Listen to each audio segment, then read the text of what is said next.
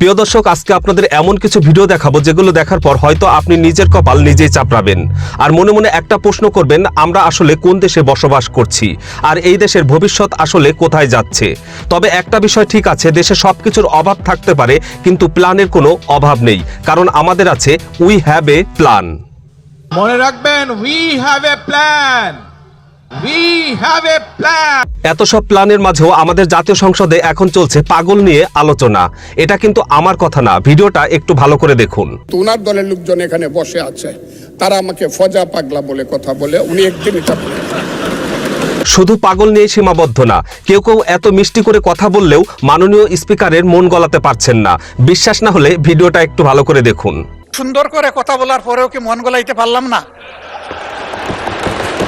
আর কোন ভাষায় বললে মন গলবে মাননীয় স্পিকার? মাননীয় স্পিকারের মন গলুক আর না গলুক, এই ভিডিওটা দেখলে আপনার মন অন্তত বাস্তবতার একটি কঠিন চিত্র ঠিকই দেখতে পারবে। হাসিনাই বালা, ওই স্বৈরাচারী বালা, হাসিনারই চাই আবার। আমরা হাসিনারই চাই, এটি আমার বক্তব্য। আমরা তো হাসিনার সময় ভালো আসল দেয়া যায় অনেক।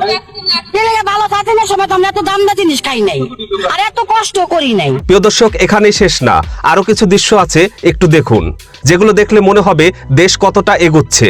আরে 80 সালে এই পর্যন্ত সব সরকারই দেখছি, এর সাথে আমরাও দেখছি এই দেশ চালাইছে। খালেদা জিয়া সরকার একে একে 3 বার চালাইলো, হাসিনা সরকার একে একে 3 বার চালাইলো। সব এই দেশ উন্নত করছে হাসিনা সরকার। এই যে কাজকাম করছে, পদ্মা সেতু করছে, মেট্রো ট্রেন করছে, ওই সিরা পতেঙ্গা দিয়ে ট্রেন করছে। ওই আমলিকিরা মানে 80 টাকা চাই খাইছি, তারপরও বাজার করে ঘরে যাই 200 টাকা নিয়ে ঘরে গেছি, ঘর ভাড়া দিছি, মাস্টারের বেতন দিছি, এখন তো পাচ্ছি না। এই সরকার যে খেদাইছে, যারা যারা খেদাইছে, এই সরকারের লেগে কানবো।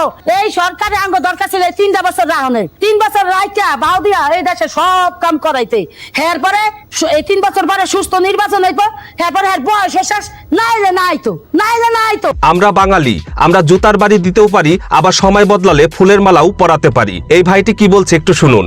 শেখ হাসিনাকে আনার জন্য আমরা সাধারণ মানুষ, দরকার যারা দিনমজুর সাধারণ মানুষ, তাদের কাছে আমরা টাকা তুলবো। টাকা তুলে হইলো শেখ হাসিনাকে আমরা এই দেশে আনবো।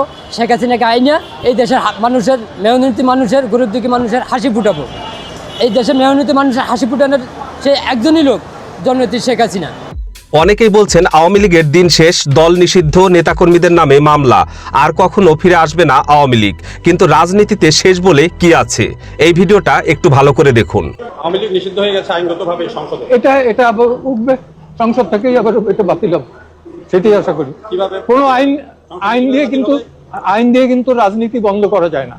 আর আওয়ামী লীগ প্রায় 80 বছর একটা সংগঠন, সে এর আগেও বেআইনি ঘোষিত হয়েছিল। আমরা উই হ্যাভ এ প্ল্যান করতে করতে আমরা এখন এতটাই আপডেট হয়ে গেছি যে মাত্র 2 মাসেই পারমাণবিক বিদ্যুৎ কেন্দ্র বানিয়ে ফেলেছি। মানে কবিতা লিখলো একজন আর কবির জায়গায় নিজের নাম বসিয়ে দিল আর একজন।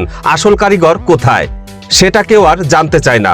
ভিডিওটা ভালো করে দেখুন। 2 মাসে একটা পারমাণবিক বিদ্যুৎ কেন্দ্র তৈরি করা তো দূরের কথা, ভিত্তিপ্রস্তর স্থাপন করা যায় না। তা সেক্ষেত্রে এই ক্রেডিট আপনারা নিয়েন না, যারা করছে, যাদের অবদান স্বীকার করেন। আমরা নিজে চোখের সামনে দেখতেছি, আমার বাড়ি থেকে বেশি দূরে না, পাবনা ঈশ্বরদী, সেখানে রূপপুর পারমাণবিক বিদ্যুৎ কেন্দ্র। আমি নিজে কয়েকবার ওখানে গেছি, দেখছি আজ 20 বছর একটানা 2500 রাশিয়ান বিজ্ঞানী ওখানে কাজ করতেছে এবং বাংলাদেশের প্রায় 10,000 শ্রমিক মিলে আজ 15 বছরে এই পারমাণবিক বিদ্যুৎ কেন্দ্র এখন উদ্বোধনের পর। জিয়াউর রহমান ছিল ম্যাট্রিক পাস,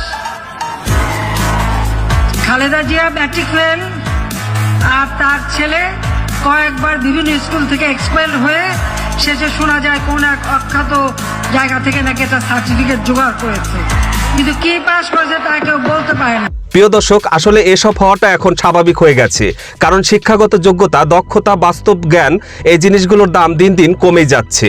আর আমরা শুধু ভিডিও দেখছি, হাসছি, মিম বানাচ্ছি, তারপর আমরা সব ভুলে যাচ্ছি। কিন্তু প্রশ্ন একটাই, দেশ আসলে কোথায় যাচ্ছে? আজকে এ পর্যন্ত। ভিডিওটি নিয়ে আপনার মতামত কমেন্টে জানাতে ভুলবেন না। বরাট বার্তার সাথে থাকুন। এতক্ষণ আপনাদের সাথে ছিলাম আমি আরিফ। ধন্যবাদ।